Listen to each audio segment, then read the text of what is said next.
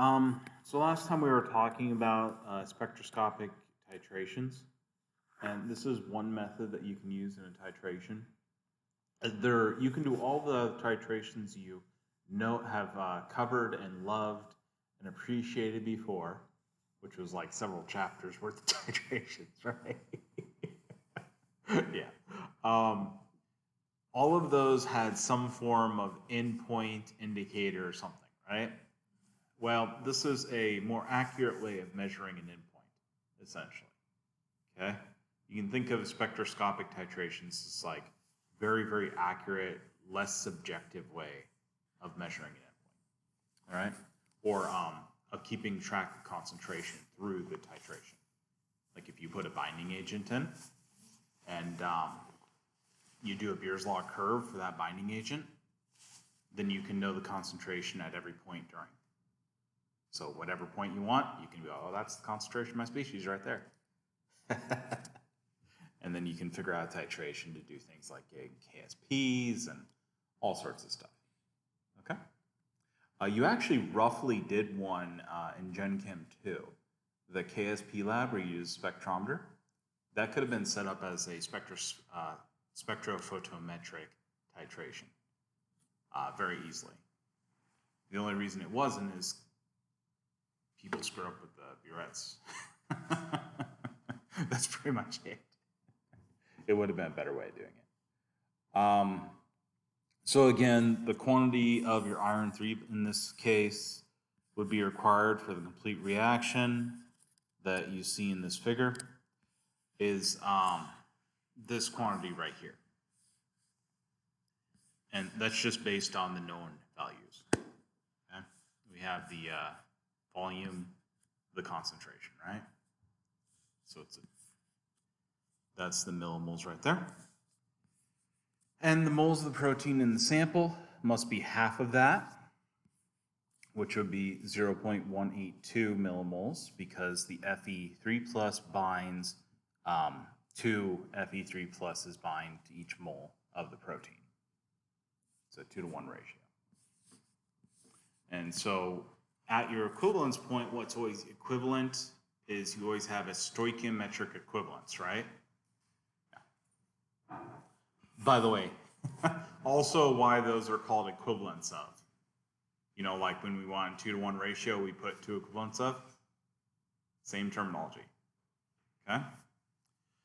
All right, so the dilution must be considered in making the plot because your volume is going to be different at each point of a titration, right? So you always need to make sure that you consider dilution at every point of a titration plot if it's going to be versus a concentration, right? Or something derived from a concentration. So let's look at what happens to a molecule when it absorbs light. I think we've touched on this at this point, but it's important that you understand this, especially if you decide to go further on in spectroscopy, okay? So when you have a molecule absorbs a photon is a single package of light, okay? Does that make sense to everybody? Is everybody clear about that terminology? So you have light is normally conserved, or electromagnetic radiation more correctly, is normally considered to be multiple photons, okay? And so that would then have your wavelength, frequency, everything, right? A photon is what we divide up the singular packets of the light into. And photons would have a distinct energy that's associated with that wavelength, right? Or frequency. Photons also have motion, when they're in motion, have mass, but it's very, very tiny. Remember, we're talking about probably the most pure expression of energy in this universe. Okay? Does that make any sense? Okay. I'm trying to give you guys the really complete definitions because your books typically give you on spectroscopy and light, give you circular definitions. Have you ever realized that? I think I managed to avoid making a circle, right? Okay. Let me know if there's any part of that you didn't understand. so I can clarify. So when a molecule emits a photon, okay, so when it absorbs a photon, it's going to be boosted into an excited state, meaning a higher energy state, okay? When it emits a photon, the molecule is going to have fall in energy, okay? And so it is going to emit the energy as a photon, and that means it's going to go from an excited state to a lower energy state, okay? Note that that can still be an excited state. There's nothing in all of this that dictates that you have to go from ground state to an excited state and then back to ground state, okay? Very common misconception. Even with graduate students, very common misconception. Even with PhDs, very common misconception. There is some more complications to this, like there's allowed transitions and disallowed transitions. But those don't mean what you might think, okay? I'm not going to go into all that. We could do a full degree on it. But suffice to say, there are rules this game gets played by, right? Like everything else. Okay, by the way, these are quantum states. So if you're wondering what the hell is quantum mechanics and all this stuff, this is quantum right here, okay? Each of these energy levels, when we're talking about these energy levels, is described by a quantum state. And that would be the application of quantum mechanics, okay? And literally how quantum was discovered was because these have exact energies that you have to meet and overcome to actually go up to those higher energy states. So let's say that I got a photon that came in, and it was just a tiniest bit, less than like a billionth of a joule less than my excited state. So it's just short, barely short of this excited state. Do you know what would happen? Yep, fall back down. It would re-emit the light. You wouldn't get a transition to the excited state at all, period. Okay?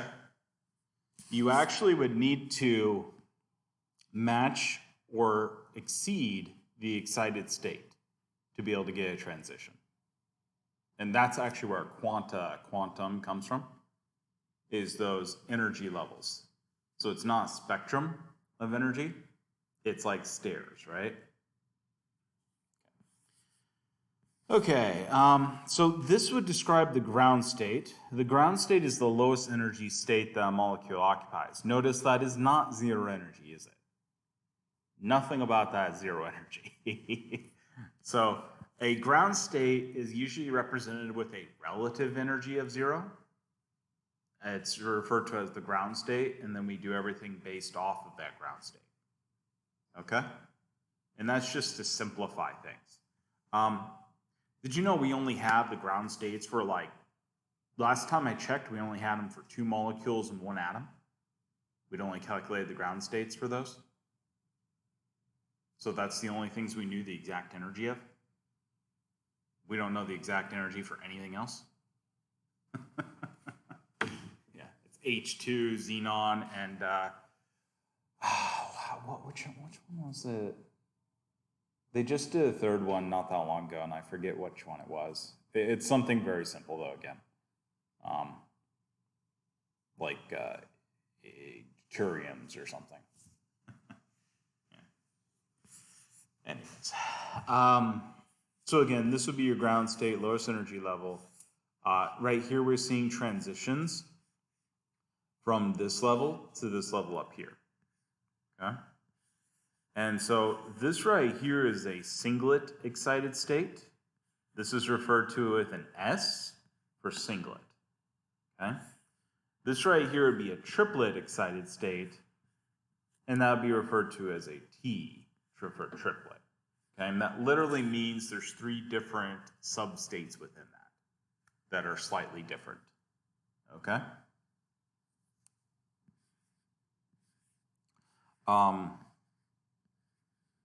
It's based on matching. of electron spins and such. I'm not going to go super into that because, again, you don't really need to know it much. But it causes things like you get little splits and stuff. Okay? Yeah, this is very similar to NMR. Yeah.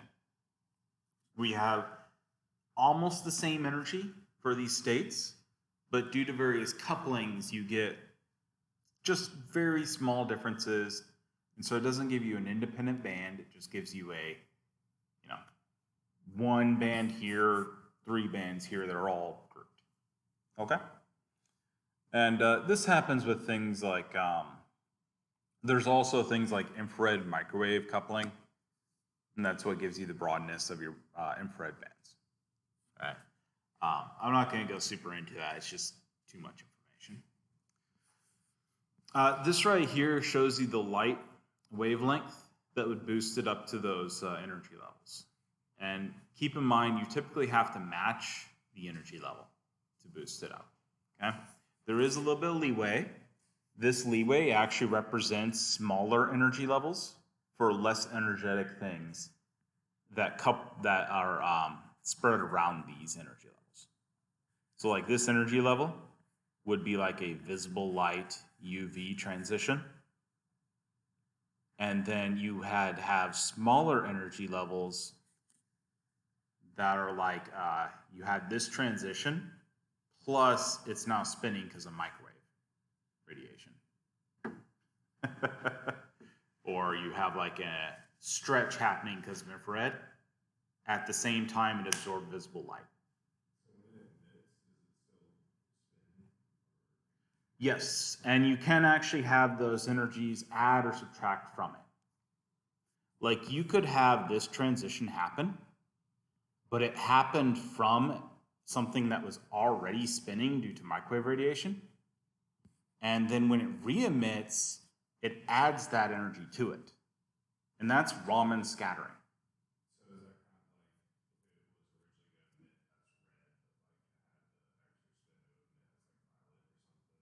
Usually it's not that big of a difference, but it's why we have a blue sky. That's literally the reason right there. So Raman scattering is why we have a blue sky. What happens is the light hits at an angle, the atmosphere, and then it scatters off the atmosphere, right? So it gets deflect up and down randomly, 50-50 chance, like any scattering. And what happens is that air was already excited, and so when it gets re-emitted, it actually increases its energy level. And so it goes from, predominantly a yellowish color to blue. So that isn't because of microwave or anything. That's just because of the way that the atmosphere is starting to spin. No, that's because of that addition that I just talked about. So when something gets, so how scattering actually works, the reason is things scatter. You're thinking probably deflection. So deflection is where you would have a nucleus or something, and it would deflect off of it, right? So it'd hit it, and then it'd deflect, okay? You also have backwards, same thing, it bounces off it. And that's one of your largest beams, by the way. One of your largest incidence beams is it just getting deflected backwards. So you actually have to be very careful about that. If you use a very powerful laser, your back deflection can actually do things like heat up and boil stuff. And I've even seen somebody put a hole in the door. It didn't quite burn through, but yeah, it burned the door. Just like a little scorch mark. Kind of like a magnifying glass on paper, but for a wood door.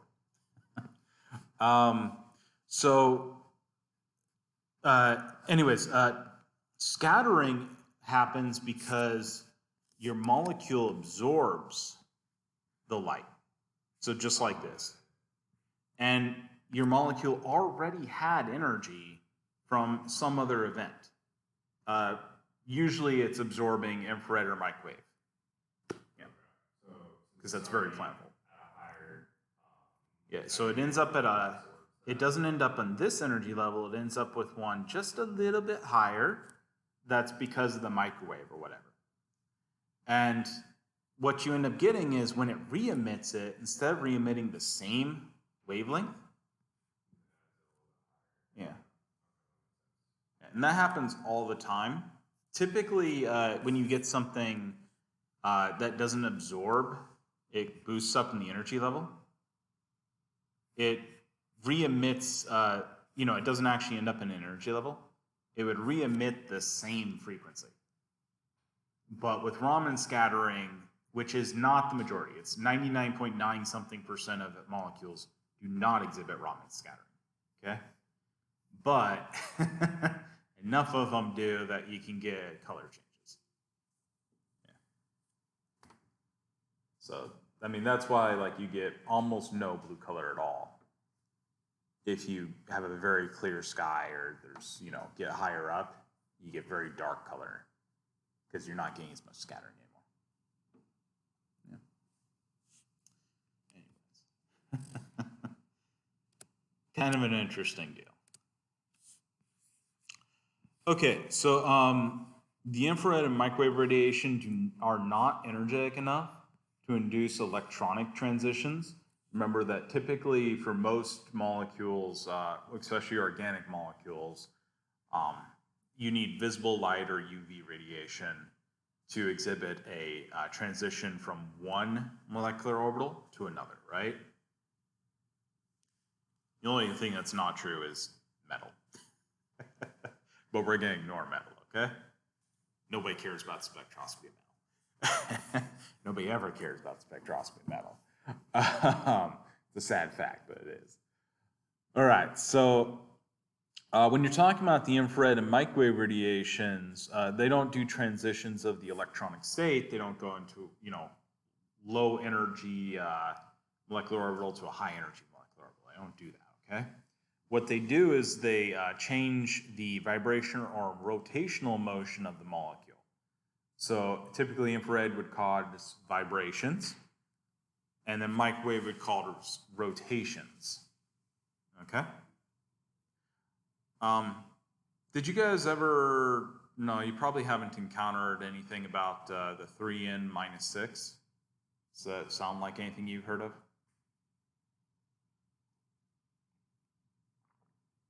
So that's actually how you figure out how many vibrations something would have.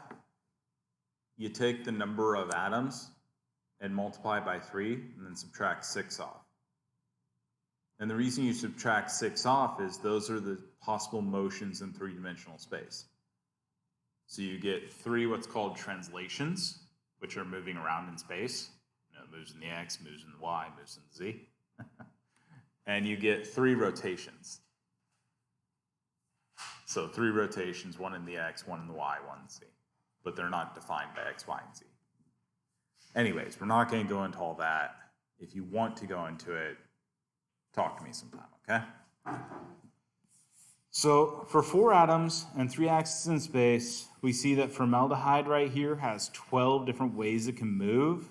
This is what I was talking about, why I led into that. There are 3 translational motions, which are in the X, Y, Z directions. Literally, it moves in the X, right? And it doesn't really matter which way it moves, that's the same thing, because you don't have there isn't a universal X plane, is there? There isn't a universal X direction. You guys know that, right? Okay. Literally your X, Y, and Z or whatever you define it as, right? Okay. And then 3 of these are going to be rotations. Okay. Anybody have any questions about those?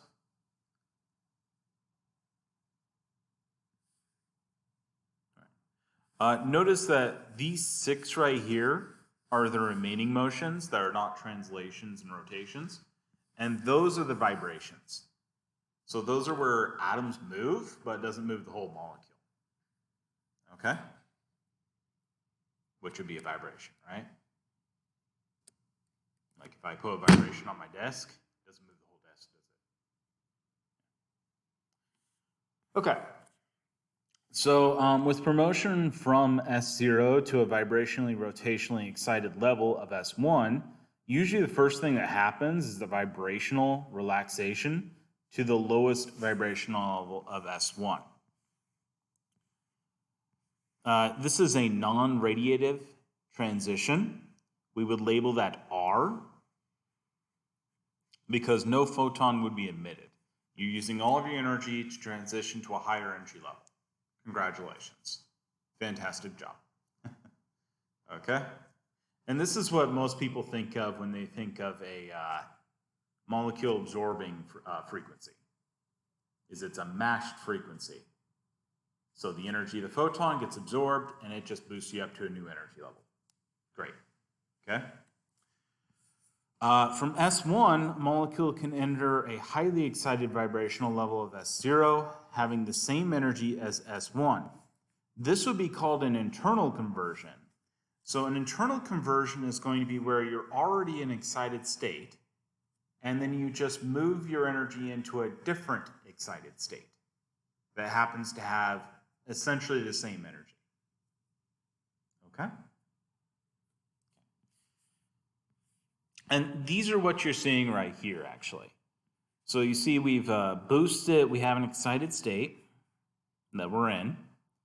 And we see here that we'll go over to a different excited state here using an internal conversion, right? And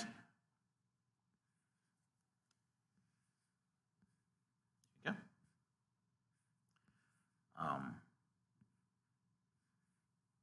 These are just moving between systems if you're curious what's going on here. By the way, when it emits light, that's called fluorescence. Okay? And you have to watch out for that, especially with like UV visible light, whenever you're using those, especially with biological samples. Okay? Because biological samples have a lot of different energy states, and they can transition to different conformers, and then you can have system conversions very easily. Because then you have different vibrations that work. Yeah. And so what you can end up with is transitions, and they fall down to a lower energy level and then emit a photon. Okay? And that's what we're seeing here, actually, if you're curious. So see, we had an absorbance, and then it relaxed down to a lower energy state here. And then it fluoresced the remaining energy. See that? Okay. And so we got out a different color than we absorbed, didn't we? Okay. It could also do an intersystem crossing right here. See that? So we transition to a different, essentially degenerate, almost degenerate energy level. Not enough difference to make a, enough. The difference can be made up by pretty much any energy that happens to come along, because everything has a little bit of low-level energy always hitting it all the time. Atoms and molecules are constantly colliding. That's typically what causes these, by the way. And so it transitions over. We have a nice intersystem crossing. It's now in an excited state, so it relaxes down to the S0 from that previous S0, and we get another different fluorescence. Can you see how things can get pretty complicated? Yeah. Which is why oftentimes you're very careful about doing a constant temperature and very careful about eliminating the other factors. Anyways.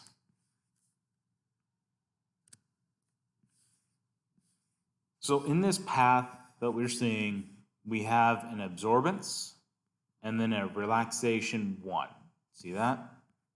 So we absorb and then we have a relaxation.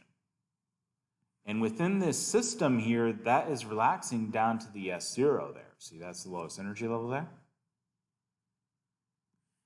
And then we have an internal conversion going over here. And it ends up in another excited state, doesn't it? And then we have another relaxation. Notice that this relaxation right here actually goes all the way down. See that?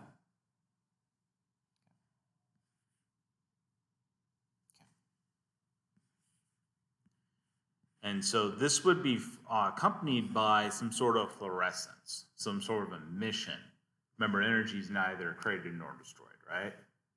So whatever energy you relax, you have to emit somehow, okay? Now, some of that can be used up in heat energy as well, just to be clear. And those would be translations, right? So you're vibrating. That'd be some of your translations. When they hit other things, that's called heat. All right.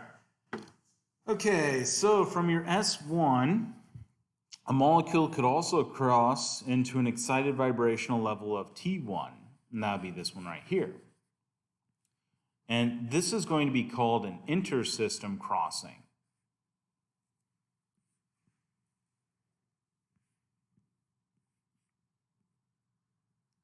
Now, here we see a radiationless relaxation. This is a radiationless relaxation, R3. The molecule is in the lowest vibrational level, T1, and could undergo a second intersystem crossing over to here, where we then have a further relaxation, R4, which is what matches up to this phosphorescence right here.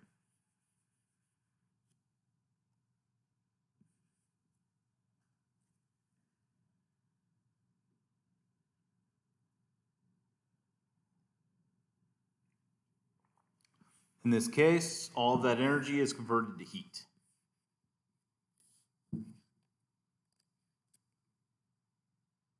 And that's why you get things like a black, this would be kind of like your black seats on a hot summer day. It's not re-releasing the visible light, right? So most of that energy is being released as heat, isn't it? Okay? And so it won't have any release of photons, right? What will happen, though, is some of that energy will be released as infrared light, okay? But that's a very small amount of energy.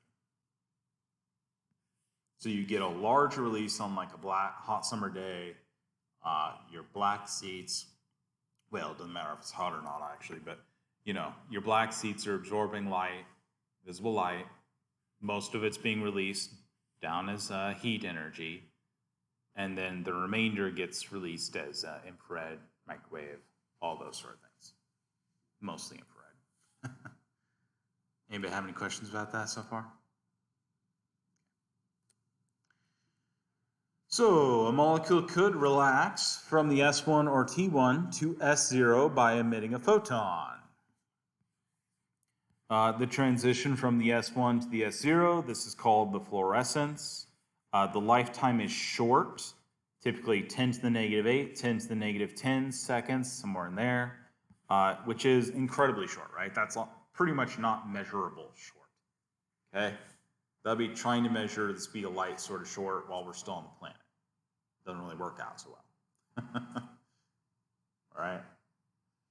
You know, anything under 10 to the negative 6 is faster than a computer can deal with, okay? The transition that was the T1 to S0, this is called phosphorescence. Phosphorescence lifetimes are much longer. Phosphorescence can have such a long lifetime that you actually can detect it with your eyes. Like you hit it with the beam, nothing happens, and then all of a sudden it starts giving off light. Okay? You've actually seen phosphorescence. Well, you've seen both. You've seen all of them, of course. This is how, you know, seeing works. Like fluorescence is probably the one you're most common with. Light hits something and immediately light bounces back off, right?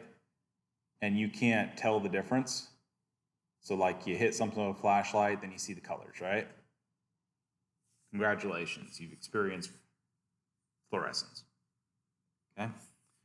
Phosphorescence is a bit more rare. It's things like you're passing energy into something, and then you wait for a second or two, and then it starts emitting. You've probably seen it a few times in things like heat-induced visible light coming off of something. Does that make sense? Okay. You've also seen it a few times in like lightning. You see it. Oh, UV, the black lights. That's also phosphorescence. Anyways, you get the point, right? Okay. These are the two different ones graphed. Notice the wavelengths. Typically, phosphorescence is going to be a much lower wavelength. Fluorescence is typically a much higher wavelength. But that's not necessarily has to be true. It depends on the energy levels you collapse into, right? But overall, keeping energy flowing around in a molecule is going to mean its energy is going to get consumed somewhere or moved somewhere, right? So overall, that tends to be true. Okay, let's talk about some different luminescence. So fluorescence and phosphorescence are an example of luminescence. That's the emission of light from an excited state molecule. Literally, luminescence, lumi, light, right? Kind of like your moon. Luna, your moon is fluorescing, isn't it? Okay. So luminescence, this is more sensitive than absorption and can observe single molecules.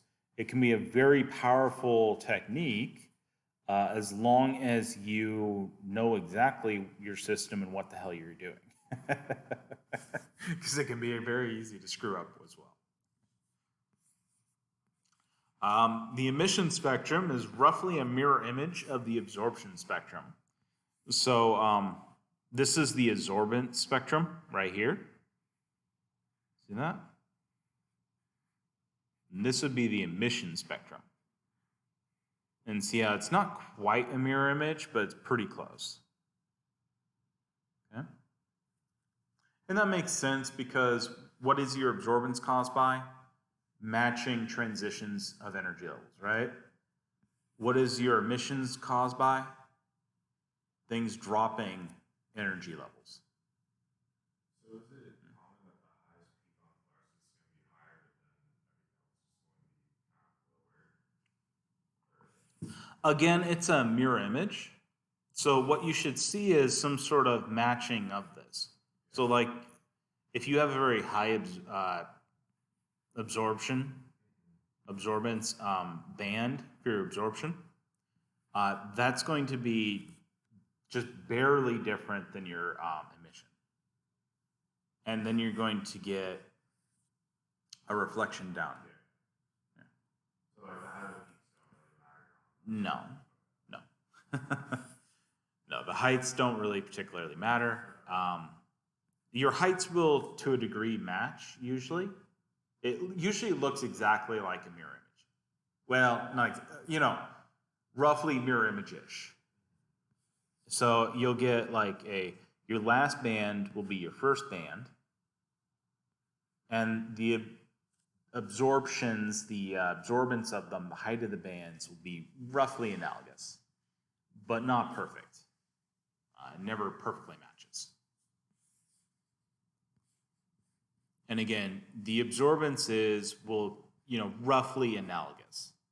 Typically, you can count on them being like, if this band here for your absorbance is your highest band, has your highest intensity, then this one will also have your highest intensity.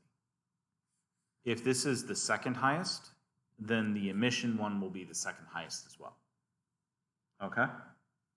You can usually roughly count on that unless you get some very unusual behaviors. Basically have to have things like you can get stacking, that sort of stuff. Where you have two bands that are very close, so you can't tell the difference. Anyways, overall, that's a good rule. Okay, so fluorescence and phosphorescence are going to come at lower energy That means longer wavelengths than their absorptions.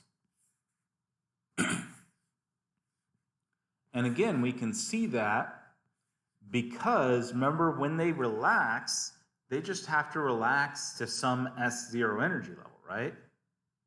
Doesn't mean they have to relax down to the ground state, do they? But the majority of your molecules are going to be in what state? Typically the ground state, right? Unless you're doing something at very high energy. Okay? There is cases that you can do this at like 1,000 degrees Celsius with something, and most of it's going to be in an excited state. That is a thing, but that's not a typical thing, right? You normally do this at like room temperature. And so the majority of your species will be in a ground state, right? And so what we see is that the absorbances are going to be higher in frequency, and that's why you get the higher frequency, the higher, lower wavelength ones are absorbance. And then you get a mirror image of it in the emissions. Because in your emissions, they're going to fall down to different vibrational levels of your ground state, your S0.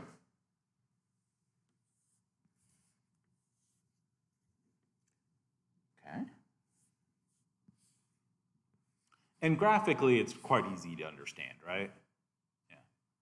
It's one of those cases where words just doesn't do the graphics justice. So your emissions from your S1 can go to any vibrational level of your S0. Remember that?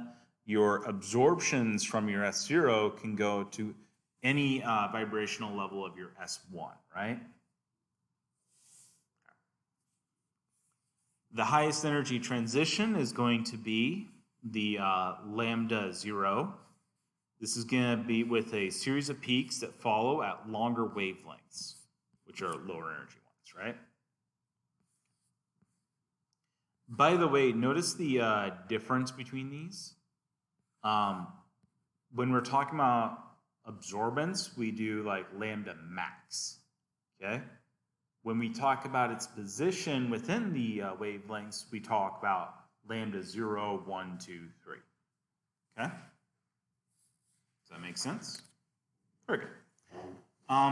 So this is another luminescence. Here we're looking at an emission experiment. So we're going to have an excited wavelength. And again, this excitation wavelength is going to be our lambda EX, literally meaning excitation, right? This is going to be selected, and your luminescence is going to be observed 90 degrees to the incident light. And so right here we see this is a light source. We're then using a monochromator or a wavelength selector. That's the same thing. I just figured I'd go ahead and give you both. This right here is going to select for that wavelength of your excitation light. So whatever you decide it to be, okay? That'll depend on your sample. You want something that absorbs very well, okay? If it doesn't absorb it, then you're not going to get much effect, are you? All right. It will then hit your cell sample. You'll have essentially one narrow wavelength. Remember, you never get exactly one wavelength, but you have a narrow band of wavelengths, right? That's within your error. And this is going to hit your sample cell. Why would you not want to collect data from 180 degrees? What would happen if you tried to collect data from 180 degrees? So straight across.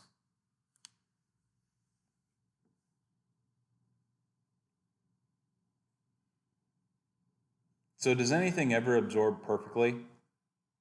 No, typically not, right? That'd be very unusual. And so if you tried to collect data from 180 degrees, what you're going to find out very quickly is you're going to get a lot of incident beam.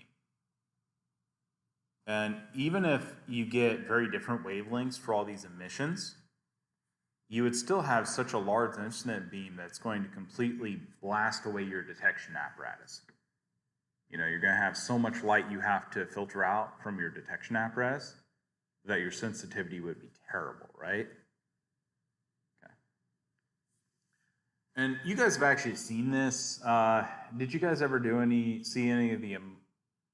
Okay, so in like general chemistry, we talk about emulsions, and one of the things we talk about is you can pass a beam of light through them, and they scatter the beam of light. And you look from 90 degrees, right?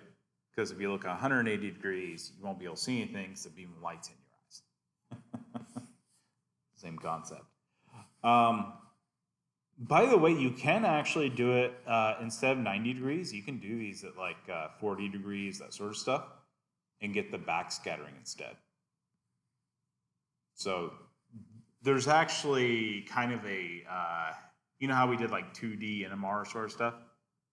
Where you use 2 data points to give you more information? You can do the same thing. You can scan through this. Anyways, so the luminescence is going to come out as many wavelengths because what you're looking at is this right here, aren't you? You're looking at the emissions coming off. And so you get multiple different wavelengths corresponding to those different energy levels it can drop to, right? You'll then have an emission monochromator. This is going to scan through these wavelengths and detect each of them and how much comes through each time.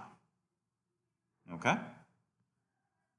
Basically, you just ratchet through each of these and go, 1 absorbance, 0.5 absorbance, et cetera, right?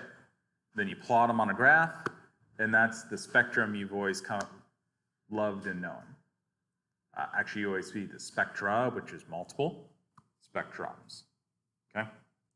Which are just these plots of how much light got detected at each of the wavelengths. All right? This is actually an older way of doing this. You can use Fourier transform. You ever see the FTIR? Do you guys notice that at all? Okay. So like the infrared instrument is called an FTIR. That's a Fourier transform. And I'm not going to go into that here, but suffice to say, it's just a more complicated setup that accomplishes this selection portion much better. Okay? First, we need this, though. All right, so again, this is your entrance slit. That's where you put your light in. This is your exit slit right here. That's where your detector would be located. Okay? Okay. Do you guys have any questions? No? Okay. Remember that you're going to be graphing the emission intensity versus your excitation incident beam. Okay? So an excitation spectrum is again going to be nearly the same as an absorbance spectrum. An emission spectroscopy, we're going to measure the emitted radiation rather than a fraction of the incident radiation striking the detector.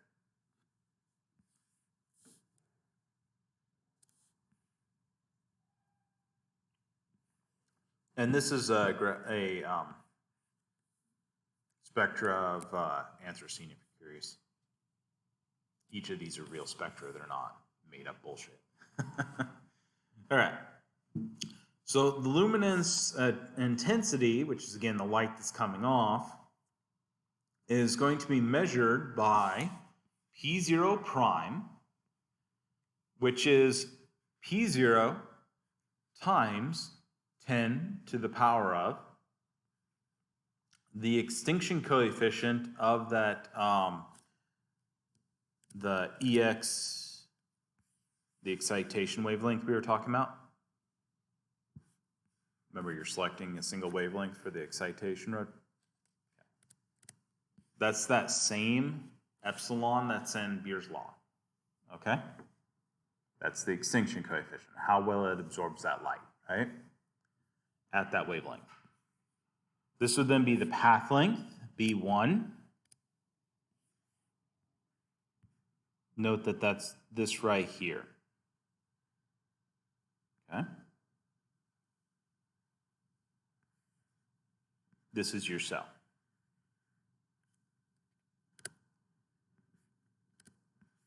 times the concentration of your sample. Okay. So P0 is that radiance incident on your sample cell. This is going to be absorbed over that path length of B1. And notice this is just the Beer's law right here, okay? That's all that is. All right, so the radiance of the beam, when it has traveled the additional distance, B2, would be this value right here. Note we're using P0 because we're going to have a portion of that light that already was absorbed, right? So B1 was the first part of the cell here. B2 would be traveling through the center of the cell. Okay? And so what you get is the same equation over, except the light coming in is the light that exited the first part of the cell, right? The P prime 0. So the emission intensity is going to be proportional to the irradiance absorbed. K prime, this is the proportionality constant. P0 prime, which is this value right here, minus P prime, which is this value. So we have here the amount that was absorbed at the very first part of the cell. Here we have the amount that was absorbed from the middle of the cell. Here we have the difference between those with a proportionality constant. That's going to give us the emission intensity, which is what we get coming out right here. Right there, actually.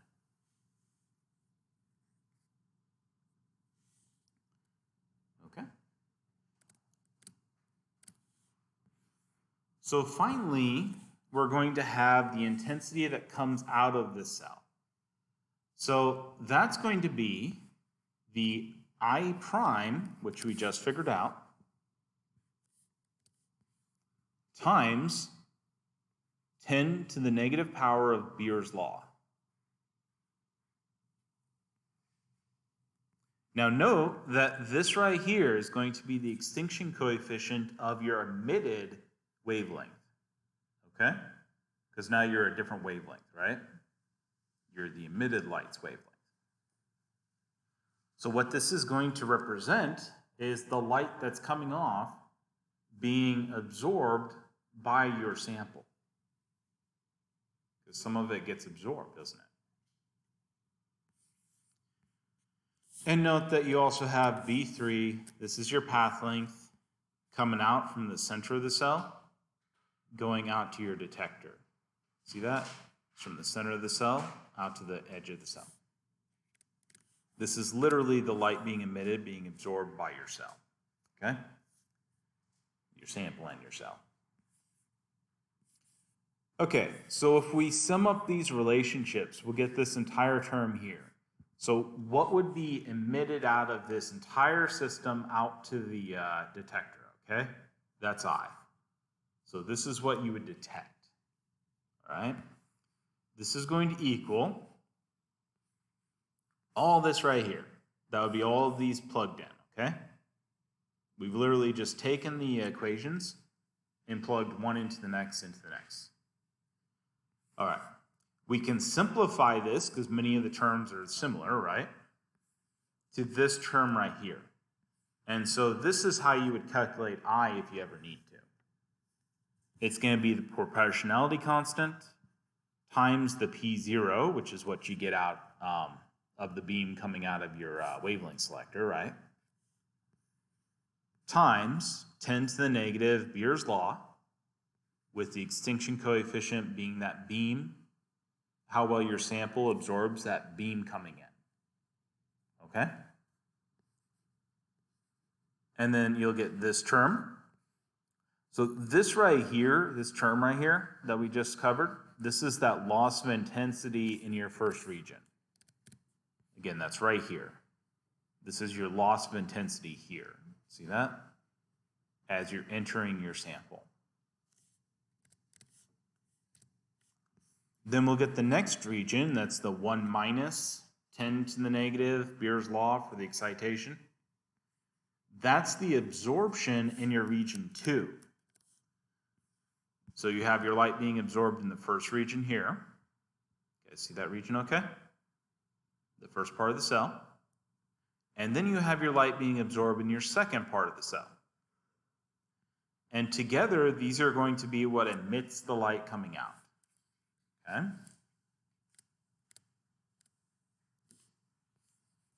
And then finally, you get your emission happens. But the emission happens within the sample, right? And so you get a loss of intensity in region 3, which is the emitted light trying to exit your sample, which is this portion right here. So that's your loss of intensity in region 3. And those are your 3 different losses of intensity that you can then calculate using those how much energy comes back out of this. Okay?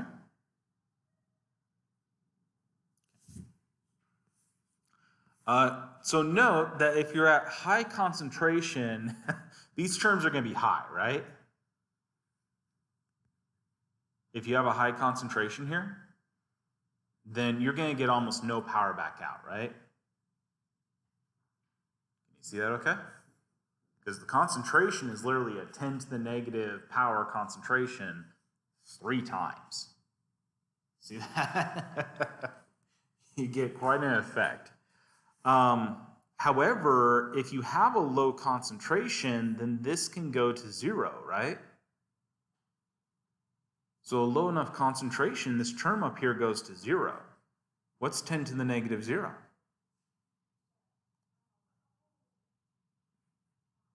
Starts going to 1, doesn't it?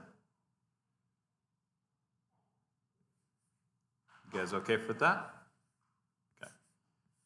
Okay, so what we find out is that a low concentration, the emission intensity, can be simplified to this term right here, which is the proportionality constant, or just the constant at this point, times the incident beam's power, times the concentration. Cool, huh? Which is nice. Oh, wow. We will stop here, and we'll start up on the next deal.